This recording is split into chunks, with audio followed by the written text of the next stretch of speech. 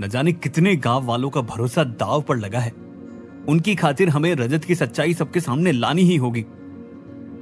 शिखर अपने कमरे में अपनी टोली से ये कहता है। सब जल्दी उठकर तैयार है और बाहर निकलने से पहले एक साथ नाश्ता करते हुए फिर से एक बार अपना प्लान दोहराते हैं ताकि कोई कमी न रह जाए प्लान में, और नाश्ता खत्म होने के बाद अपने रास्ते निकल जाते हैं। शिखर के मन में जहां एक ओर थोड़ी घबराहट और डर है, तो वहीं दूसरी ओर थोड़ा उत्साह और रोमांच भी चल रहा है अपने प्लान को लेकर, जो उसके चेहरे पर साफ देखा जा सकता है। वहीं दूसरी ओर शीना और रवि बार पहुंचते हैं। सारे स्टाफ को इकट्ठा कर बुलाते हैं। उन्हें बताया जाता है कि आज एक पार्टी ऑर्गेनाइज करनी है, तो इसमें शहर के कुछ जाने पहचाने चेहरे आने वाले हैं और इसके लिए सारी तैयारी पुख्ता होनी चाहिए। क्या मेन्यू होगा, क्या ड्रिंक्स और कौन कौन से म्यूजिक बजेंगे, ये सबसे सलाह लेकर तय किया जाता है और तैयारी जोरों से शुरू करवा दी जाती है। इतने में बबीता और शिखर रजत जिस होटल में रहता है वहां पहुंच जाते हैं और गाड़ी से उतरकर रिसेप्शन पर जाते हैं। फिर रजत को फोन करते हैं कि वो होटल पहुंच चुके हैं। दूसरी ओर से रजत जवाब में कहता है, मैं भी तैयार बैठा हूं, बस नीचे ही आ रहा हूं, आप वहीं रहिए। इतना बोलकर रजत फोन काट देता है और जल्दी से लिफ्ट की ओर तेज कदमों के साथ चल पड़ता है। नीचे बबीता और शिखर बेचैन नजरों के साथ लिफ्ट की तरफ देख रहे होते हैं कि तभी लिफ्ट का दरवाजा खुलता है और उसमें से रजत को निकलता देख दोनों खुश हो जाते हैं और शिखर पूरे आत्मविश्वास के साथ रजत की ओर बढ़ता है और उसे नमस्ते करता है। रात में कोई तकलीफ तो नहीं हुई आपको? हुई हो तो बताइए, हम तुरंत इनकी खबर ले लेते हैं। रजत भी मुस्कुराते हुए एकदम जोश भरी निगाहों के साथ शिखर की तरफ देखकर बोलता है, अरे नहीं नहीं, कोई परेशानी नहीं हुई। अब तो बस आप जल्दी से अपनी कंपनी के मालिक से मुलाकात करवाइए ताकि सब काम जल्दी से निपट जाए और हम वापस गांव चल सके। और शिखर अपना सर हिलाकर हल्के से हंसते हुए चलने को कहता है और तीनों होटल से निकल के कार में बैठ अपनी मंजिल की तरफ चल पड़ते हैं। कुछ समय बाद ही कार एक बड़ी सी बिल्डिंग के गेट के पास पहुंचती है। बबीता रजत की ओर देखकर बोलती है, लीजिए रजत जी, हम पहुंच गए ऑफिस, ये पूरी बिल्डिंग हमारी ही है। रजत खिड़की से बाहर की ओर किसी छोटे बच्चों वाली निगाहों से देखने लगता है और कार के रुकते ही बाहर उतरकर एक बार के लिए पूरी बिल्डिंग को निहारता है और फिर बबीता के पीछे पीछे बिल्डिंग में दाखिल हो जाता है। बबीता लिफ्ट की ओर रजत को हाथ दिखाते हुए कहती है, आइए, इस तरफ हमारे बॉस आपका इंतजार कर रहे होंगे, उनका ऑफिस 12वीं मंजिल पर है। शिखर और रजत उसके साथ लिफ्ट की ओर चल पड़ते हैं। जल्दी ही तीनों बिल्डिंग के सबसे ऊपर की मंजिल पर पहुंच जाते हैं और फिर वहां एक आलीशान दरवाजा होता है जिसके सामने शिखर और रजत को रुकने के लिए बबीता बोलती है और खुद अंदर चली जाती है। थोड़ी देर बाद बबीता फिर उस दरवाजे से बाहर आती है और रजत की ओर देख के बोलती है, चलिए, हमारे बॉस आपका इंतजार कर रहे हैं। और तीनों अंदर की ओर चले जाते हैं। अंदर घुसते ही एक सूट पैंट और काला चश्मा लगाए अधेड़ उम्र का आदमी हाथ फैलाए शिखर की ओर बढ़ता है और कहता है, आइए आइए रजत साहब, हमारे ऑफिस में आपका स्वागत है। उस आदमी का शिखर की ओर इशारा करते देख एक पल के लिए बबीता और शिखर के गले का पानी सूख जाता है कि बस हो गया खेल खत्म। रजत शिखर की तरफ देख के पूछता है, ये आपको रजत क्यों बोल रहे हैं? बबीता उसे काटते हुए कहती है, सर शिखर की तरफ नहीं, आपकी तरफ ही देख के बोल रहे हैं। वो क्या ना, सर को सही से दिखाई नहीं देता ना, उन्हें एक बीमारी है, इसलिए उन्हें पहचानने में कई बार धोखा हो जाता है। और बॉस परिस्थिति संभालते हुए कहता है, मैं इसके लिए माफी चाहूंगा, पर क्या करूं, इस बीमारी से मजबूर हूं। खैर वो छोड़िए, स्वागत है आपका हमारे ऑफिस में। बताइए आप क्या लेंगे, चाय, कॉफी या फिर ठंडा? रजत संकोच करते हुए कहता है, जी चाय ही काफी होगी और कुछ नहीं, वैसे आपसे मिलकर बहुत खुशी हुई। ये सुन बबीता और शिखर राहत की सांस लेते हैं और फिर बबीता फोन उठाती है और सबके लिए चाय लाने को कहती है। बॉस सीधा मुद्दे पे आते हुए कहता है, देखिए रजत जी, वैसा तो मुझे सांस लेने की भी फुर्सत नहीं होती, मगर फिर भी शिखर के कहने पर मैं आपसे मिलने के लिए राजी हुआ हूं। अब आप बताइए कि आप हमारा साथ देंगे कि नहीं, ताकि ये काम जल्दी से शुरू किया जा सके। रजत को पूरी स्क्रिप्ट जो बबीता ने तैयार करके दी है वो सुनाने लगता है कि रोड कहां से गुजरेगी, जमीन के दाम कितने हो जाएंगे और इसमें रजत को कितना हिस्सा मिलेगा। जिसे सुनकर रजत की आंखों में एक अलग सी चमक आ जाती है और वो गौर से एक एक बात सुनने लगता है और उसमें हामी भरने लगता है। इसके बाद एक पियन चाय लेकर अंदर आता है और टेबल पे चाय रखकर चला जाता है। बबीता सबसे चीनी का पूछती है और सबको चाय का कप थमा देती है। बॉस बड़े ही उत्साह के साथ कहता है, और हाँ रजत जी, अगर आपको किसी भी चीज की जरूरत हो तो शिखर को बोल दीजिएगा, वो उसे पूरी कर देगा। बाकी आगे आपको क्या करना है ये भी शिखर आपको बता देगा। और इन सब चीजों के लिए वकील और कागजात की जरूरत पड़ेगी, उसका इंतजाम भी शिखर देख लेगा। और हाँ, आज मैंने अपने दोस्तों के साथ थोड़ा वक्त गुजारने के लिए पार्टी रखी है, उसमें आना मत भूलिएगा। इतने में सबकी चाय खत्म हो जाती है। शिखर रजत की तरफ देखकर चलने का इशारा करते हुए कहता है, तो चलिए रजत साहब, आपको अपने वकील साहब से मिलाते हैं जो इस काम को करने के लिए आपके बहुत काम आने वाले हैं। यह सुनकर रजत खड़ा हो जाता है और फिर हाथ जोड़ बॉस की तरफ देखकर कहता है, अच्छा ठीक है, तो आज्ञा दीजिए, हमें जल्दी आपसे फिर से मुलाकात होगी। इतना कहकर शिखर और बबीता के साथ बाहर की ओर निकल पड़ता है।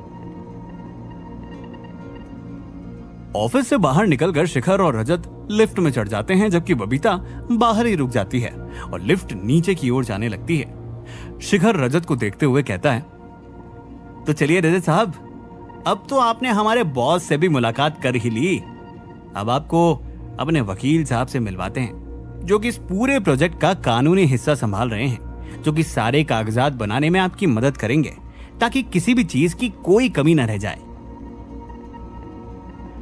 दोनों फिर लिफ्ट से बाहर निकलते हैं। रजत शिखर के पीछे कार की ओर जाता है और फिर दोनों कार में बैठ चल पड़ते हैं। शिखर बड़े उत्साह से तारीफ का पुल बांधते हुए कहता है, ये जो हमारे वकील साहब है ना, ये शहर के सबसे बड़े वकीलों में से एक है और इनकी बस 1 घंटे की फीस 5 लाख है। ये हमारे सर के बहुत खास दोस्तों में से एक है और इसीलिए सर ने ये जिम्मेदारी इन्हें दी है। शिखर और रजत की कार एक बार के पास रुकती है, जहां शिखर रजत को उतरने के लिए बोलता है और फिर दोनों अंदर चले जाते हैं। वहां एक आदमी सफेद शर्ट और ब्लैक पैंट पहने बैठा है, जिसकी तरफ देखकर शिखर दूर से हाथ हिलाता है और फिर रजत को उस ओर चलने का इशारा करता है। आइए रजत साहब, मिलिए हमारे वकील साहब से। वकील साहब, यही हैं रजत जी, जिनकी आपको मदद करनी है सारी कागजात बनाने में। रजत और वकील चाचा दोनों एक दूसरे को देखकर नमस्ते करते हैं और फिर अपनी अपनी सीट पर बैठ जाते हैं। वकील चाचा रजत की तरफ देखकर पूछते हैं, तो रजत साहब, मेरी आदत है सीधे मुद्दे पर आने की, तो फिर बताइए कितने लोगों को आपने उधार दे रखा है और उनकी कितनी जमीन आपके पास गिरवी पड़ी हुई है? रजत पलटकर कहता है, अरे हाँ, सबका कर्जा मुझे याद है और वैसे भी मैं अपने मोबाइल में हमेशा इसका खाता लेकर चलता हूं ताकि कहीं खो न जाए। फिर रजत अपना मोबाइल निकालता है और एक एक कर सारे नाम जमीन के हिसाब के साथ वकील चाचा को देने लगता है और वो नोट करने लगते हैं। दोनों काफी समय तक आपस में बात करते हैं। वकील चाचा उठते हुए कहते हैं, चलिए फिर मुझे जो जानकारी चाहिए थी वो मिल गई, अब मैं इन सब के कागजात बनाकर तैयार रखूंगा। बाकी आपको बस इतना करना है कि इन सब पर उनके अंगूठे का निशान लेना है और बस हो गया काम। अब मुझे इजाजत दीजिए ताकि मैं अपने काम पर लग सकूं। और वकील चाचा रजत को नमस्ते करके बाहर की ओर चले जाते हैं। शिखर रजत की तरफ देखते हुए बोलता है, चलिए फिर आपको भी ले जाके आपके होटल छोड़ आता हूं ताकि आप भी आराम कर सकें और पार्टी के लिए तैयार हो सकें। वहीं दूसरी ओर शीना, बबीता और रवि टेबल पर बैठे शिखर के आने का इंतजार कर रहे होते हैं। शिखर अंदर आता है और सीधे उनके टेबल पर आकर बैठ जाता है। शिखर शीना और रवि की तरफ देखते हुए पूछता है, चलो अब तक तो सब ठीक चल रहा है और उम्मीद है कि उसको कोई शक नहीं हुआ होगा। बाकी पार्टी की तैयारियां सब पूरी हो गई है ना, कि कुछ बाकी भी है? इधर तो सारा इंतजाम हो गया है, अब बस शाम होने की देर है और अब इंतजार करने के अलावा कुछ नहीं करना है। रवि शिखर से बोल ही रहा होता है कि शीना बीच में ही बोल पड़ती है, फिर हम भी चल के थोड़ा आराम कर लेते हैं, शाम के लिए हमें भी पूरी तरह से तैयार जो रहना है। बाकी भी शीना की इस बात पर हामी भरते हैं और उठकर आराम करने के लिए घर की ओर चल पड़ते हैं। शाम का समय हो जाता है और सब क्लब में मेहमान के आने से पहले पहुंच जाते हैं। बबीता और शीना जहां आखिरी बार सब ठीक है कि नहीं चेक करने में लग जाते हैं, तो वहीं दूसरी तरफ रवि और शिखर बेसब्री से बाकियों के आने का एक टेबल पर बैठकर इंतजार करने लगते हैं। तभी वहां पर एक एक करके सब मेहमान आने शुरू हो जाते हैं। शहर के कई जाने माने चेहरे एक के बाद एक पहुंचने लगते हैं और अपनी रिजर्व सीट पर बैठकर बातें करने लगते हैं और बबीता सबका स्वागत कर रही होती है। वहीं दूसरी ओर शिखर की नजर इन सब से दूर अभी भी गेट पर टिकी हुई है और वो चिंता भरे मन से रजत के आने का इंतजार कर रहा है। कुछ ही देर में रजत भी वहां पहुंच जाता है और उसको आता देखकर शिखर की जान में जान आती है और वो पूरे जोश में खड़े होकर रजत की ओर बढ़ता है। रजत चारों तरफ नजरें दौड़ाता है तो देखता है कि कई फिल्मी सितारे भी आए हुए होते हैं, जिन्हें देखकर उसके होश उड़ जाते हैं और वो सोचने लगता है कि कहीं वो कोई सपना तो नहीं देख रहा। शिखर मुस्कुराते हुए रजत की तरफ देखते हुए पूछता है, क्यों रजत साहब, बोला था ना हमारे बॉस बहुत बड़े आदमी हैं। देख रहे हो ना, इस शहर के सारे बड़े चेहरे उनके एक बार बुलाने पर पार्टी में आ गए। अब तो हम पर विश्वास करते हो ना कि गांव में सच में हाईवे बनने वाला है और आप भी कुछ दिनों में करोड़पति बनने वाले हो। रजत एकदम से चकाचौंध में पूरी तरह से खोकर इधर उधर देखते हुए कहता है, हाँ मान गए आपकी बात को। आज से पहले इतने बड़े बड़े लोगों को बस टीवी में देखा हूं, कभी सोचा भी नहीं था कि कभी सामने से देखूंगा। तभी शिखर बबीता की ओर इशारा करता है और बबीता वहां पर आ जाती है। चलिए रजत सर, आपको इन सबसे मिलवाते हैं। इतना कहकर वो रजत को अपने साथ ले जाती है और एक एक करके सबसे मिलाने लगती है और रजत के चेहरे पर यह खुशी दूर से ही देखकर शिखर खुश हो रहा होता है कि आखिर उसका प्लान काम कर रहा है। रवि रजत की ओर देखकर शिखर से कहता है, लगता है रजत को इस चकाचौंध में अंधा करने में हम पूरी तरह से कामयाब रहे। अब बस कुछ दिन और बस फिर हम इससे एक एक गांव वाले का हिसाब चुकता करेंगे। ये सब चल ही रहा होता है कि अचानक से रजत का फोन बजता है और वो फोन देखकर फिर बाहर की ओर चला जाता है। ये देख के सब सोचने लगते हैं कि ऐसा किसका कॉल आ गया कि रजत फोन देखते ही इतनी तेजी से बाहर चला गया। थोड़ी देर बाद रजत फिर अंदर आता है और एक गंभीर चेहरे के साथ शिखर की ओर बढ़ता है। आपने जो मेरा इतना अच्छा इंतजाम करवाया उसके लिए धन्यवाद, पर अभी मुझे गांव जाना है तुरंत कुछ काम से, इसलिए मैं निकल रहा हूं। हम बाकी बातें अब सीधे गांव में ही करेंगे।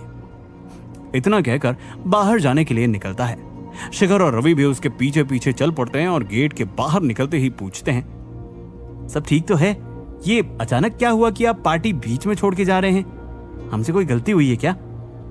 कार में बैठते हुए रजत कहता है, अरे नहीं, मेरे बेटे की तबीयत खराब है तो मुझे इसलिए गांव जल्दी जाना होगा।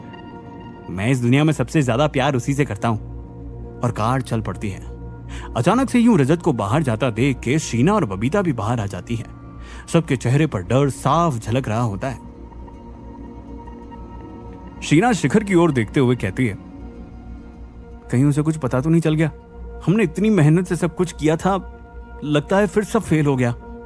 रवि हताश भरी आवाज के साथ कहता है, अब ये सब तो गांव जाकर ही पता चलेगा, इसके अलावा और कर भी क्या सकते हैं? क्या रजत को सच पता चल चुका है? अब क्या होगा शिखर का अगला कदम? जानने के लिए सुनते रहिए मिलियनेयर डिलीवरी बॉय।